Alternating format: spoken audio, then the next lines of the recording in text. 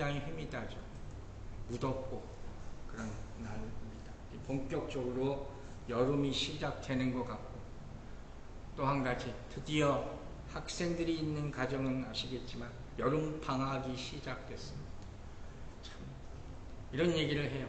학교 다닐 때는 전쟁 치르는 것 같고 방학 되면 레슬링을 하루 종일 해야 된다. 엄마들이 얘기하는 그런 얘기죠. 그 길고 긴 여름방학이 드디어 시작이 됐습니다. 저는 아이들에게 이런 기도를 해주고 싶어요. 이 기간 동안 허송세월 보내지 말고 기도, 신앙도 자라나는 기간이 되기를 주의 이름으로 축원합니다. 그래서 정말로 이 여름이 끝나고 나서 하나님 보시기에 정말 이쁘고 건강한 자녀가 되기를 주의 이름으로 축원합니다. 자, 오늘은 좀 오래된 예하로 말씀을 시작할 것 같아요. 제가 몇 번 얘기한 것도 같고 신앙에 대한 얘기를 오늘 할 거예요. 오래전, 아주 오래전 옛날 이쪽에 어떤 할아버지가 도끼에 쓸 도끼자루를 만들 나무를 구하러 산에 올라가려고 합니다. 근데 도끼자루에 쓸 나무, 이 자루에 도끼보다 이 쇠보다 더 중요한 게 자루란 말이에요. 왜? 부러지면 안 되니까. 제일 잘 부러지는 곳입니다. 그 나무를 구하러 산을 올라가려고 하는데 옆에서 손자가 이렇게 보더니 할아버지 나도 같이 갑시다. 그래서 같이 산을 올라가려고.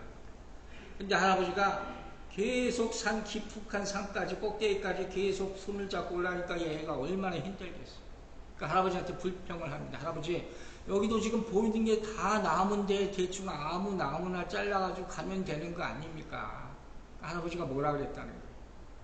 저 꼭대기까지 올라가서 거기서 비 맞고 햇빛도 맞고 여러 가지 풍파를 다 겪은 그런 나무를 찾아야지. 그 나무가 나중에 도끼자루를 만들 때 부러지지 않고 오래 쓸 수 있는 나무다. 이렇게 얘기했다는 거예요. 여러분 한 번쯤 들어본 그런 이야기죠. 자, 무슨 얘기예요? 여러분, 신앙이라는 게 뭡니까? 신앙은 만들어져 가는 거예요. 무슨 전기불 스위치에 올렸다 끄듯이 반짝하고 완성되는 것이 절대로 아니라는 거예요. 현대는 너무 새 것, 보기 좋은 것만 찾는 경향이 있어요. 그러나 우리 믿음은 절대로 그렇게 만들어지지 않아요. 하나님은 어떤 사람을 찾느냐? 고난을 극복한 사람, 이 사람이 쓰임받게 된다는 사실을 잊지 마시기 바랍니다. 그래서 이스라엘에게 광야 40년이라는 게 있는 거예요. 옛날에 어떤 노목사님이 그런 얘기를 한 게 기억이 나요. 신앙생활 한 40년 해보고 나서 이야기해라 하는 거예요. 그리고 나서 뭐 믿음이 어쨌는지 함부로 얘기하지 말라. 우리가 한 번쯤 생각해 봐야 될 그런 말씀입니다. 여러분, 지난주 우리가 좁은 문에 대한 얘기를 들었어요. 좁은 문이라는 어떤 문인가? 우리 앞에 두 개의 문이 있어요. 그런데 좁은 문은 어디로? 생명으로 인도하고, 넓은 문은 멸망으로 인도하는 문이다. 성경에 분명히 나와 있어요. 우리는 두 개 중에 하나를 선택하는 거예요. 여러 개 중에 뭐가 아니라. 좁은 문으로 들어가지 않으면 당연히 넓은 문으로 가게 돼 있다는 거예요. 그 선택이 우리 운명을 좌우한다는 거예요. 그래서 좁은 문으로 들어가려면 어떻게 해야 되나? 간단하게 썸머리를 할게요. 첫 번째, 가장 중요한 게 뭐예요? 자기 포기라고 해요. 셀프 디나이얼이라고. 이건 계속해서 얘기하는 거예요. 근데 제가 어렸을 때부터 교회 다니면서 생각해 보니까 이 얘기를 해준 사람이 없었어요. 그냥 교회 열심히 다녀라, 천국 간다. 그럼 말도 안 되는 얘기를 들으면서 살았어요. 신앙생활에서 언제나 가장 어렵고 고통스러운 상대가 누군지 아세요? 그게 사단이라고 생각하지 마세요. 사단도 있지만 더 힘든 게 뭐예요? 내 자신이에요. 내 자신. 결국 이 싸움이에요. 그걸 로마서 7장에서 계속 바울사도가 얘기하고 있잖아요. 7장을 읽지 않고 8장만 읽어서는 8장의 의미를 내가 감동으로 깨닫지 못하는 거예요. 다시 보세요. 7장 23절. 내 지체 속에서요. 한 다른 법이 내 마음의 법과 싸워 내 지체 속에 있는 죄의 법으로 나를 사로잡는 것을 보는도다. 7장이 힘들어도 반드시 읽어보고 내 자신을 거울 삼아야 된다는 거예요. 그리고 나서 오라 나는 공고한 사람이로다 얘기가 나오는 거예요. 중요한 건 내 지체 속에서 내 마음에 마귀가 있어요. 그걸 인정하시기 바랍니다. 제가 이걸 인정 못해서 참 오랜 세월을 힘들어했어요. 목사가 되고 나서도 심지어는 그럴 때가 잠시 동안 있었어요. 하나님은 그냥 환한 빛이고 사랑이시고 다 은혜시고 다 좋은 것만 아닌가. 그게 아니라는 걸 깨달았을 때 왜 이렇게 아픈가. 내가 기도를 받고 있는데 왜 이렇게 아픈가. 내 앞에 내 안에 이렇게 악한 것이 있어. 그걸 잘라내는 하나님의 손이 있음을 여러분 깨닫게 되기를 주의 이름으로 축원합니다. 사단과 싸워 이겼다 하는 사람도 자기라는 우상이 있단 말이에요. 이거 내 자신 자 이거 앞에서 다 져요. 이런 사람이 얼마나 많은지 몰라요. 철야하고 금식하고 말씀 듣고 은혜 받고 눈물 흘리고 다 했어요. 근데 그리고 다시 집에 들어와서 세상에 돌아와서 내 죄된 모습을 발견하고 다시 거기 빠지는 것을 보고 절망할 수밖에 없는 것이 바로 인간이에요. 그래서 또 실패했구나, 또 졌구나. 누구 때문에? 내 자신 때문이에요. 여러분, 우리만 그런 게 아니에요. 예수님께서 처음 사역을 시작하실 때 마태복음 4장에 무슨 얘기 나옵니까? 사단이 시험하죠. 3차례 시험을 해요. 첫 번째 나타난 적은 누구예요? 분명히 사단이에요. 그런데 십자가에 못 박혀 돌아가실 때 나타난 적이 있어요. 그것도 아세요? 그게 누굴까? 자, 보세요. 성경이 보여줘요. 마태복음 26장 39절. 조금 나아가서 얼굴을 땅에 대시고 엎드려 기도하여 이르시되 내 아버지여 만일 할만하시거든 이 잔을 내게서 지나가게 하옵소서. 이게 누가 하신 소리예요 지금? 예수님이 이러고 있는 거예요. 이거 좀 피하게 해주세요. 그러나 결정적인 얘기가 나옵니다. 나의 원대로 마옵시고 아버지 원대로 하옵소서 하시고 이 말이 있어서 사신 거예요. 믿으시면 아멘 하시기 바랍니다. 그냥 피하게 해주시옵소서 하고 끝났으면 예수가 아니라 예수 할아버지라도 못 살아나는 거예요. 아버지 원대로 하옵소서. 근데 우리는 결국 어떻게 끝나요? 내 원대로 되게 해 주시옵소서. 이렇게 끝나는 게 우리의 문제란 말이에요. 이게 얼마나 힘드냐면 예수님도 3차례에 걸쳐서 이 기도를 합니다. 그 싸움이 얼마나 힘들었던지 땀이 어떻게 됐어요? 핏방울같이 되도록 하나님께 주님께서 기도하셨다 하는 거예요. 여러분, 우리가 먼저 예수 믿으면서 반드시 거쳐나갈 기도가 이거예요. 여러분 자신을 놓고 이렇게 갈등하고 기도해 보기를 정말 주님의 이름으로 간절히 축원합니다. 이 기도가 필요한 거예요. 그래야지 과거를 단절하고 예수를 믿을 수 있는 거예요. 왜 우리는 이럴까? 인간은 원래 그래요. 쾌락을 좋아하고 육체가 죄된 육신이라고 해요. 쾌락을 좋아하고 편안한 것 좋아하고 명예를 좋아하고 남의 칭찬에 약하고 모든 사람이 여러분이나 저나 다 그런 거예요. 그래서 뭐라고요?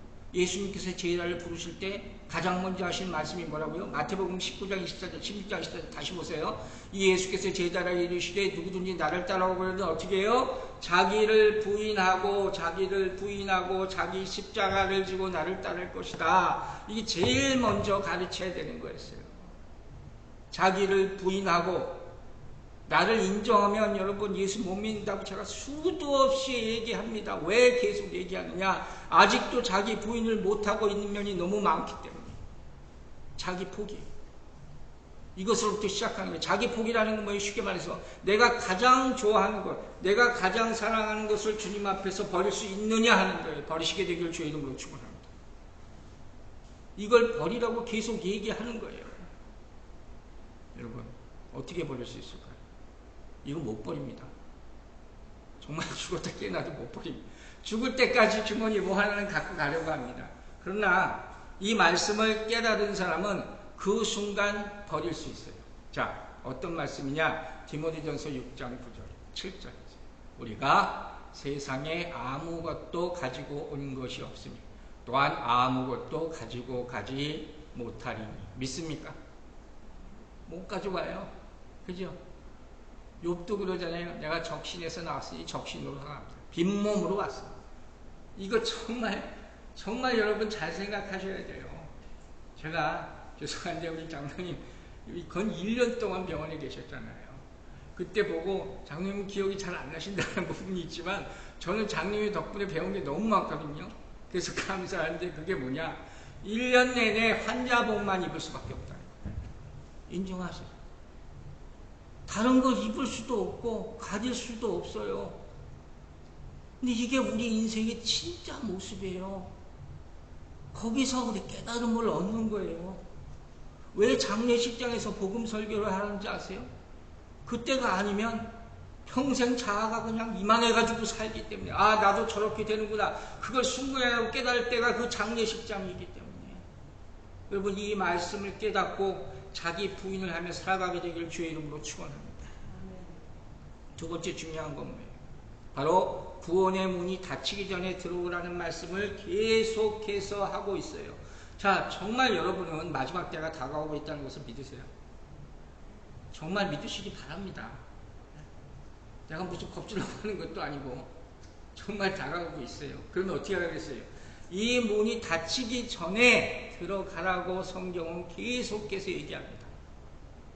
여러분, 성경에 정말 많은 부분이 마지막 때에 대한 이야기예요. 성경을 제대로 읽는 사람 이건 모를 리가 없단 말이에요. 근데 많은 사람들이 아직도 이 구원의 문으로 들어가려 하지 않고 세상의 문, 술집 문으로 들어가려 한단 말이에요. 이걸 보니 얼마나 안타깝습니까? 이걸 어떻게 그냥 놔둡니까? 그냥 언젠간 돌아오겠지 어떻게 이러고 살 수가 있습니까? 그러면서 얘기해요. 아유, 내가 때가 되면 갈게요. 때가 되면 갈게요. 못 가요. 왜? 그때 문이 닫힐 수가 있기 때문에. 주님이 닫으실 때가 온다고 성경은 분명히 얘기합니다. 노아의 방주를 누가 닫았어요? 주님이 닫았어요. 하나님이 닫으셨다고 성경에 나와 있습니다. 샘플로 보여주신 거예요. 우리는 굉장히 큰 경험과 교훈을 언제 얻었어요? 코비드-19을 통해서 얻었어요. 아, 이렇게 많이 죽을 수 있겠구나. 이렇게 많이 교회를 닫으실 수가 있겠구나. 깨달으라는 거예요. 교훈으로 받게 되길 주의 이름으로 축원합니다. 마지막 때가 언제인지 알 수 없다고 얘기해요. 그래서 우리는 서둘러야 된다는 거예요. 한 번 닫힌 문은 다시는 열리지 않는다고 했어요. 그러므로 여러분 뭐라고 항상 얘기합니까? Now예요. 지금 회개하시고 지금 구원의 문으로 들어가게 되기를 주의 이름으로 축원합니다. 이거밖에 없어요. 세 번째, 이 말씀은 좁은 문을 그냥 보고 아 저기 문이 있구나 그 앞에서 망설이면 안 된다고 그랬죠. 어떻게 해요? 그 안으로 들어가서 살라는 거예요. 즉 이 말씀은 말씀대로 살라.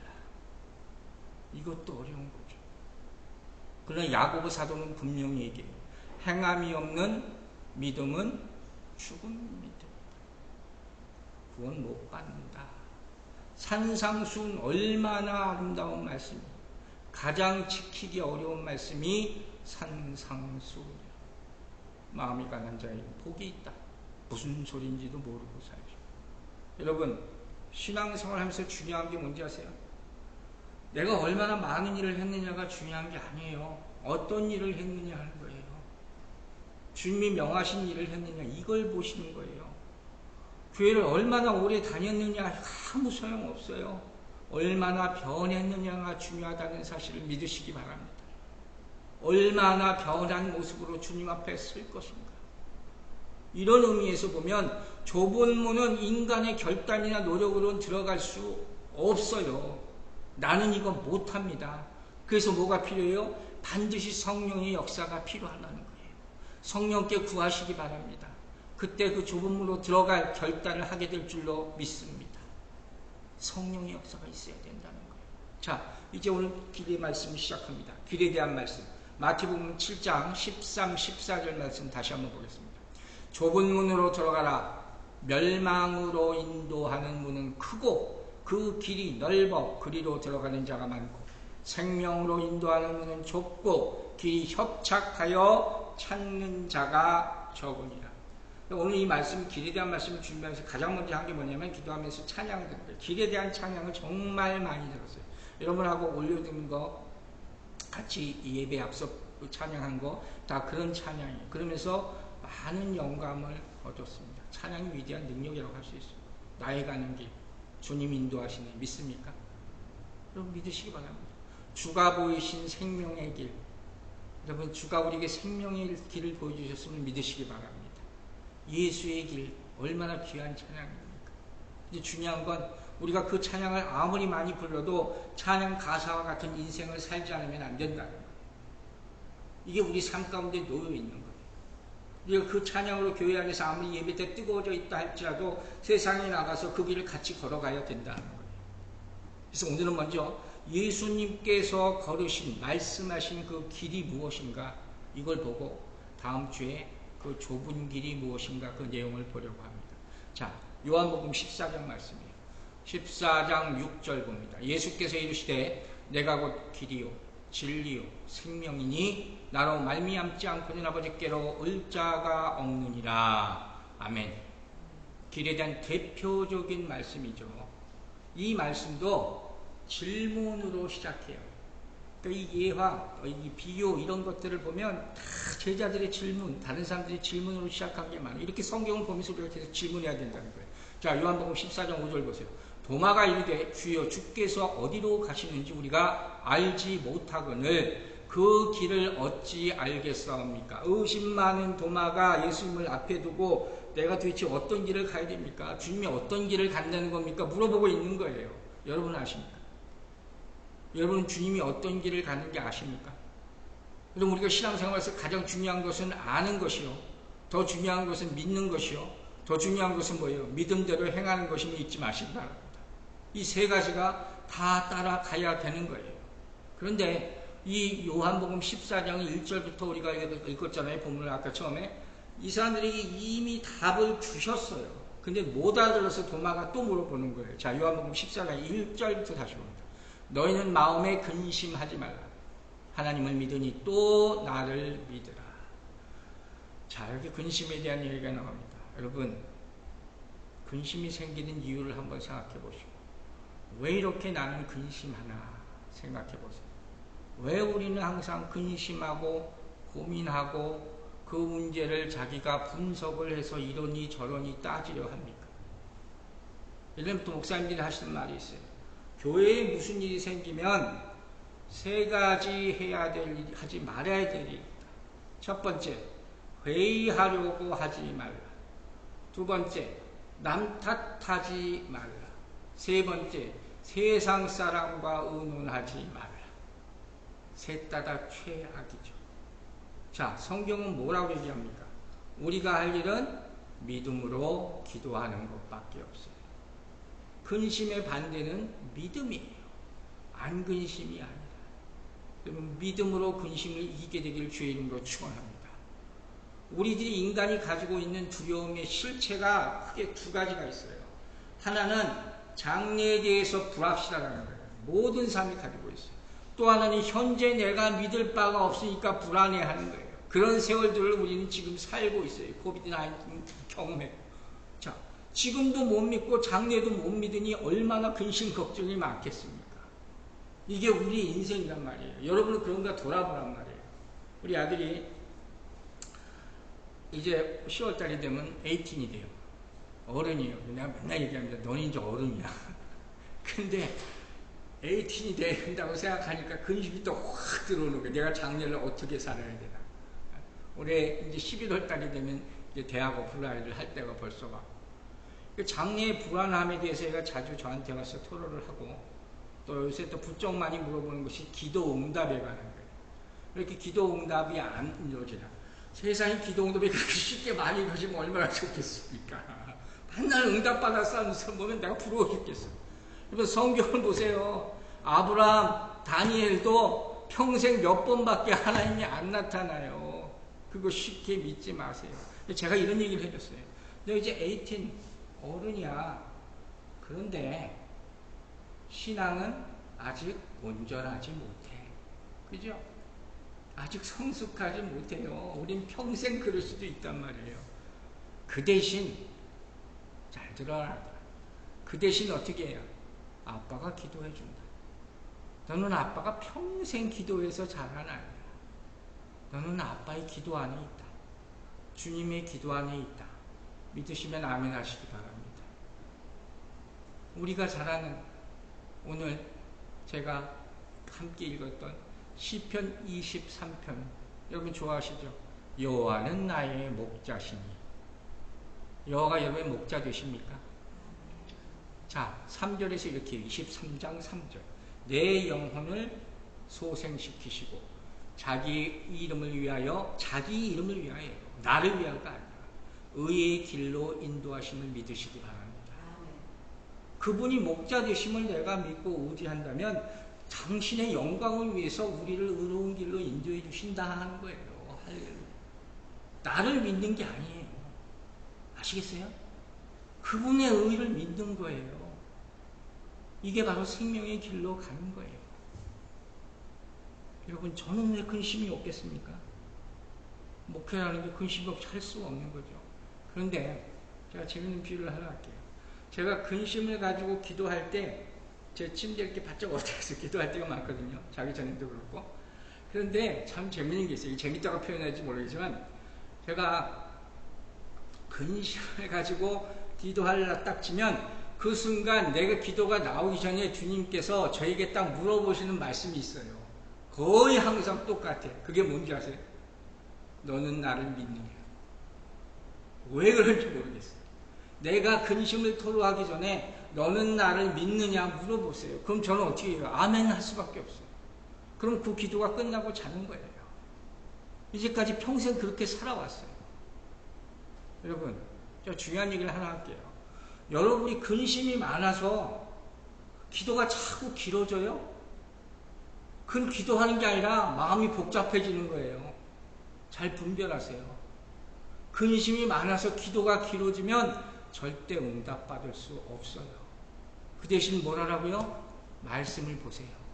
바로 아멘 나오게 될 줄로 믿습니다. 이걸 깨달으셔야 돼요. 뭘 쓸데없는 걸 붙잡고 있어요. 여러분이 우리 인간이 다 하는 근심, 성경에 답을 주셨잖아요. 자 봅시다. 마태복음 6장 25, 26절. 그거 잘 아는 부분이죠. 그러므로 내가 너희에게 이르니 목숨을 위하여 무엇을 먹을까, 무엇을 마실까, 몸을 위하여 무엇을 입을까 염려하지 말라. 목숨이 음식보다 중하지 아니하며 몸이 의복보다 중하지 아니하며 너희 중에 누가 염려함으로 그 키를 한 자라도 더할 수 있겠느냐? 없다는 거죠. 근심의 반대가 뭐라고요? 신뢰, 믿음이에요. 안 근심이 아니라 근심의 반대는 신뢰. 여러분 걱정될 때마다 뭐래요? 믿음의 고백을 하세요. 주기도문, 사도신경 그래서 있는 거예요. 믿음이 없으면 근심할 수밖에 없어요. 그러나 말씀을 믿음으로 받으면 근심과 의심보다 소망으로 충만하게 될 줄로 믿으시기 바랍니다. 이게 성령의 인도하심이에요. 그러므로 이 길은 첫 번째 무슨 길이에요? 믿음의 길이에요. 우리가 갈 길은 예수 그리스도를 믿는 그 믿음으로 가는 길이라 하는 사실을 평생 동안 잊지 말게 되기를 주의 이름으로 축원합니다. 또 이제 요한복음 14장 2절과 3절을 보면 이런 말씀이 있어요. 내 아버지 집에 거할 곳이 많도다. 그렇지 않으면 너희에게 일렀으리라. 내가 너희를 위하여 거처를 예비하러 가노니 가셨어요. 가서 너희를 위하여 거처를 예비하면 내가 다시 와서 오셨어요. 너희를 내게로 영접하여 나 있는 곳에 너희도 있게 하리라. 믿으시면 아멘 하시기 바랍니다. 정말 귀한 말씀이에요. 먼저 이거부터 볼게요. 여러분 주님이 거처가 어딘지 아세요? 어디 계세요 주님이? 천국에 계세요? 천국에도 계시지만 또 어디 있어요? 성령으로 여러분 마음에 있음을 믿으시기 바랍니다. 성령으로 여러분 마음에 있는 거예요. 요한복음 15장 4절 유명한 구절 앞에 뭐라고 했어요? 내 안에 거하라 나도 너희 안에 거하리라. 나도 너희 안에 성령으로 거하심을 믿으시기 바랍니다. 하나님 아버지가 내 안에 있는 거예요. 성령이 내 안에 있기 때문에 내가 하나님을 아버지라고 부를 수 있다고 로마서에서 얘기하고 있잖아요. 이게 얼마나 중요한지 몰라요. 그러니까 그걸 깨닫고 사는 게 그게 성령의 사람으로 사는 것이란 말이에요. 자, 그럼 이 길은 뭐라고 그랬어요? 보면 주님이 가신 길 그리고 다시 오실 길이라는 거예요. 그럼 길이라는 게 어마어마한 많은 의미를 제가 이번에 또 많이 깨닫는 게 많아요. 길은 뭐예요? 무슨 목적지가 있어야 되죠. 요새 내비게이션이 나와서 정말 그걸 많이 저 같은 사람이 이용하고 있는데 목적지가 있는 거예요. 여러분 내 인생이 어디로 가고 있는지 아십니까? 세상은 종말로 가고 있고 나는 주님 만나러 가고 있음을 믿으시기 바랍니다. 그 목적지로 향해 가는 거예요. 요한복음 14장 6절에 길이요 그 다음에 뭐예요? 진리요. 그 다음에 뭐예요? 생명이니 진리와 생명이 목적지가 된다는 거예요. 여러분 인생의 목적지가 진리요 생명이에요. 문제는 우리가 아버지께 돌아갈 길을 알지 못한다는 거예요. 많은 사람들이 이걸 알아야 된다는 거예요. 왜? 돌아가는 길이 막혔어요. 뭐 때문에? 죄가 들어와서 막혔잖아요. 원래는 그렇지 않았는데. 그런데 그 막힌 담을 허시고 이 땅에 오신 분이 누구예요? 예수 그리스도라고 에베소 2장 14절에서 얘기하고 있단 말이에요. 지난주에 얘기했죠. 벽과 문은 막혀있지만, 벽은 막혀있지만 문을 통해서 우리는 들어가게 하신다는 거예요. 이렇게 하나님께 돌아가는 길을 다시 복원시키시고 우리를 위한 거처까지 예배하신 분이 누구예요? 예수 그리스도예요. 그래서 그분이 길도 되시고 목적지도 되신다는 거예요. 그러면 길 생각하면 저는 정말 할 얘기가 너무 많아. 왜냐하면 아는 분도 있겠지만 제가 길눈이 굉장히 어두운 사람이에요. 부끄러운 얘기지만 정말 살면서 미국 와서 살면서 에피소드가 정말 많아요.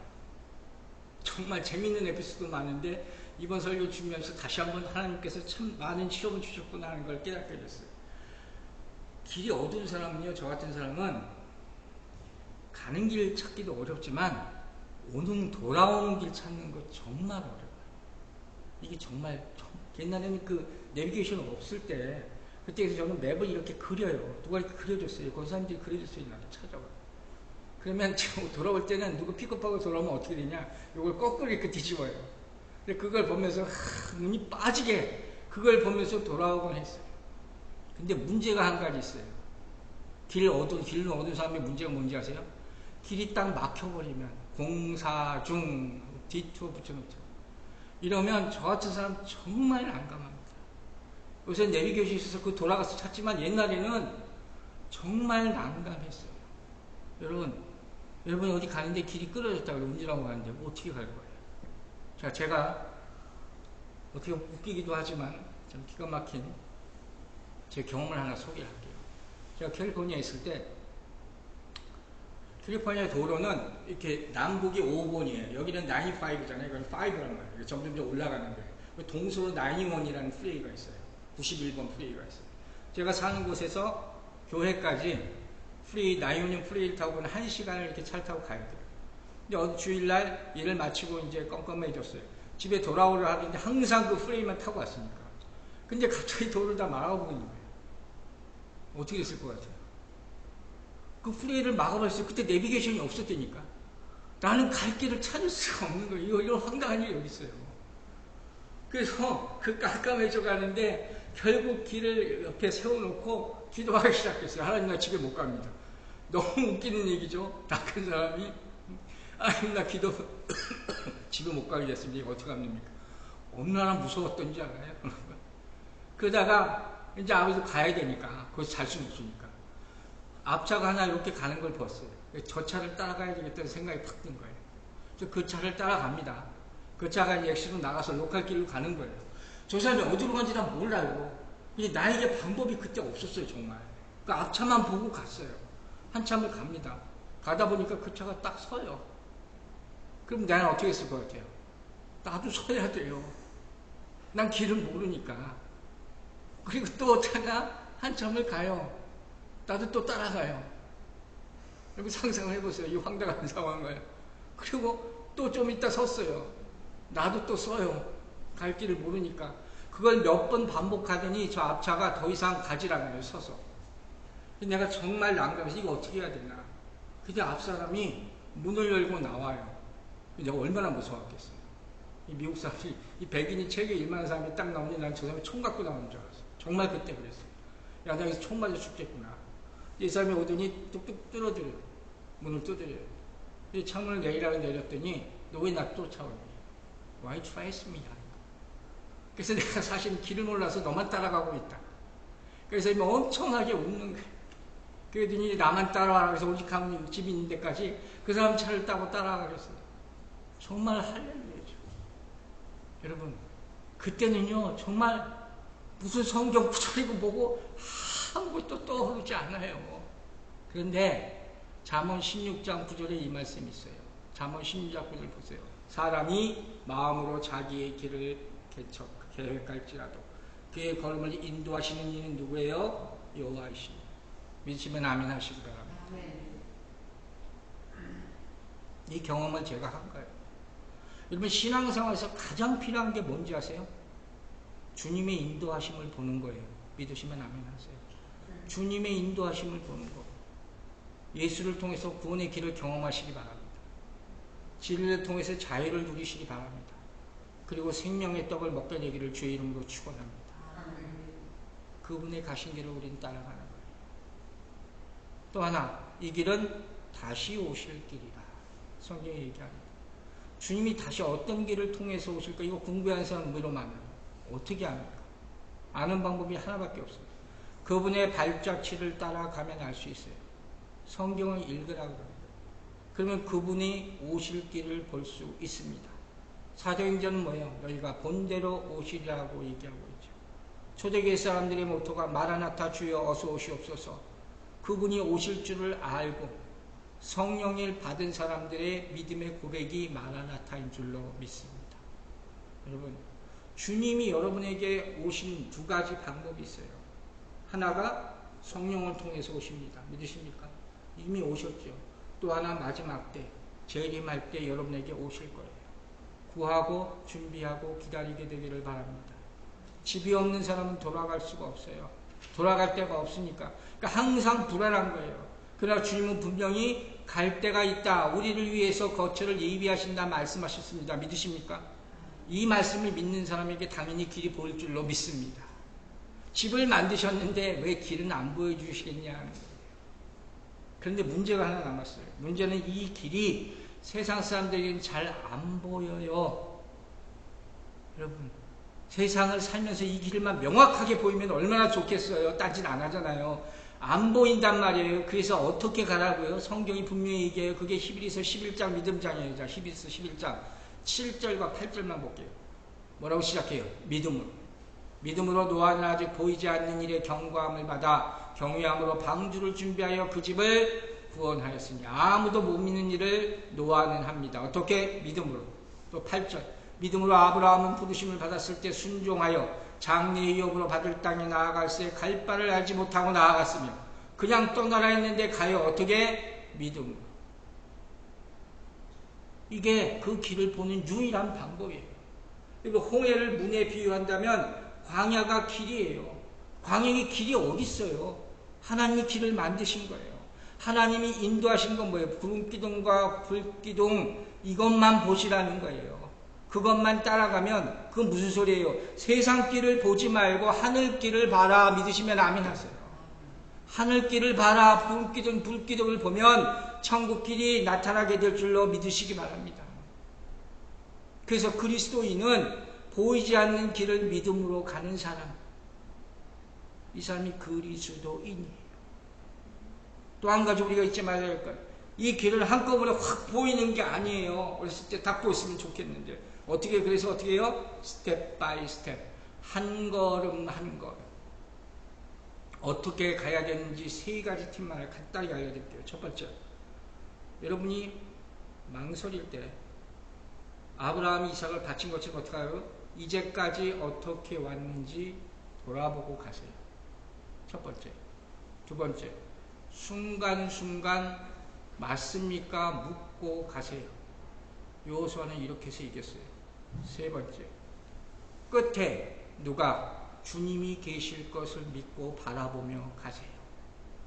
그러면 다 그 길로 끝까지 가게 될 줄로 믿습니다. 갈라디아서 6장 17절에 귀한 말씀이 있죠. 이후로는 누구든지 나를 괴롭게 하지 말라. 내가 내 몸에 예수의 흔적을 지니고 있느라. 놀라운 고백이에요. 여러분, 우리 신앙 인생 길에 예수의 흔적이 있게 되기를 주의 이름으로 축원합니다. 왜 이걸 보고 내 흔적이 있나? 예수의 흔적이 내에 있나? 그리고 하나님의 구름기들과 불기둥이 있나? 이거 있으면 살 수 있습니다. 결국 이 길은 사망에서 생명으로 옮겨가는 구원의 길이에요. 사망에서 이기는 길. 왜 아브라함으로 갈대아 우르 고향을 떠나라고 그랬어요? 그 갈대아 우르라는 게 뭐예요? 우상이 득실득실 거리는 거. 아브라함의 아버지가 우상 만드는 사람이었어요. 떠나는 거예요. 결국 떠남으로 말미암아 하나님과 화해하고 천국으로 가는 거예요.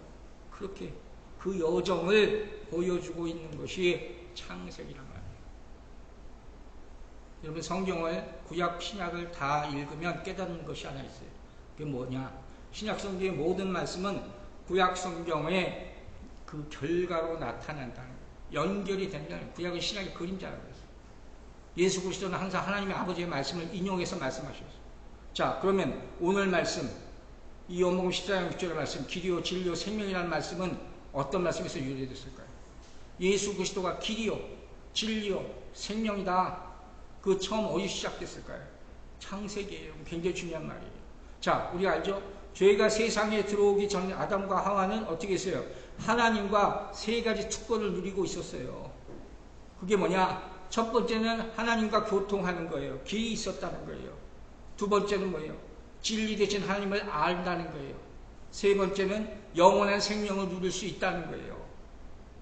그게 창세기예요. 그런데 선악과를 먹고 그들은 죄를 빠졌어. 다 완전히 그 특권을 다 잃어버리게 되는 거예요.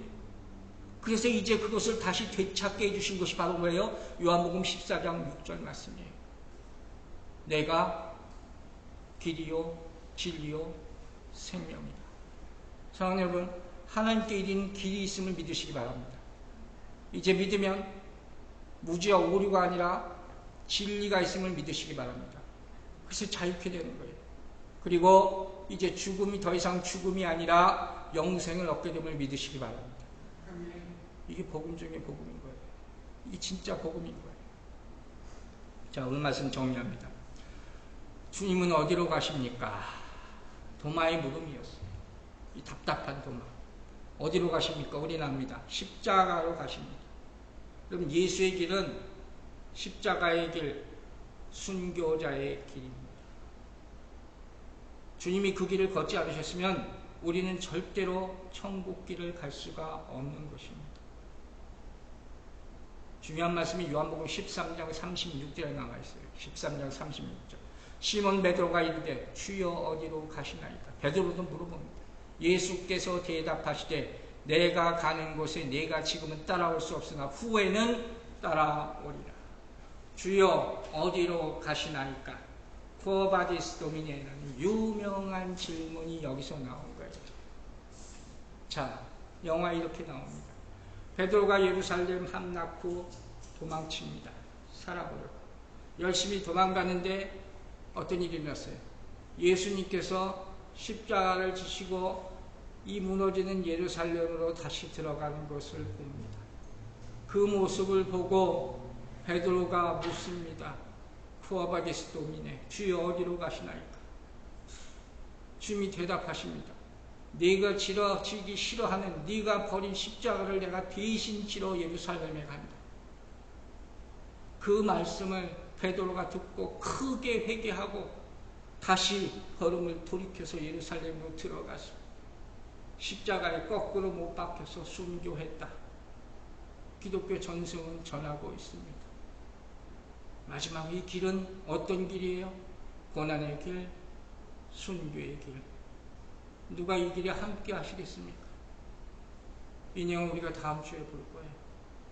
사랑하는 여러분, 성경은 얘기합니다. 예수 그리스도는 길이요 진리요 생명 되십니다. 믿으십니까? 이 길은 믿음의 길이에요. 이 길은 천국으로 인도하는 구원의 길이 될 것입니다. 우리가 찬양했어요. 나의 가는 길 주님이 인도하시니. 이번에 깨달은 게 있어요. 우리가 이 찬양을 부를 때 절망과 근심 가운데만 부르는 게 아니라 하는 사실이에요. 여러분, 예수 믿는 사람에게 절망은 없습니다. 믿으시면 아멘 하시기 바랍니다. 시험이 있고 유혹은 있을 수 있어요. 그러나 절망은 없습니다. 즉, 이 길은 내가 안 가려고 발버둥 치는 길을 성령님께서 강권해서 이끄시는 길임을 깨닫게 되길 주의 이름으로 축원합니다. 찬양에서 우리는 불렀어요. 광야의 길을 만드시는 하나님. 왜 광야의 길을 만드셨을까? 왜 만드셨는지 아세요? 그들이 자꾸 애굽으로 다시 돌아가려고 하니까. 아시겠어요? 사랑하님은 이 본문 마지막 들으시기 바랍니다. 돌아가려 하지 마세요. 이 길을 가다가 다른 길로 빠지지 마세요. 하나님이 주신 길 하나밖에 없습니다. 이 길은 아버지를 믿고야 보이는 길이요. 아버지의 능력 가운데 걸어가는 길임을 믿으시기 바랍니다. 오늘 설교 제목이 뭡니까? 우리가 걸어가야 할 예수의 길. 이 길을 끝까지 걷는 모두가 되기를 주의 이름으로 축원합니다. 기도하겠습니다. 아버지 하나님 감사합니다. 주님이 보여주시는 것이 세상이 우리에게 보여주는 것, 유혹하는 것과 너무도 다름을 가슴 아파하고 안타까워하지만 힘들어하지 않게 도와주시옵소서.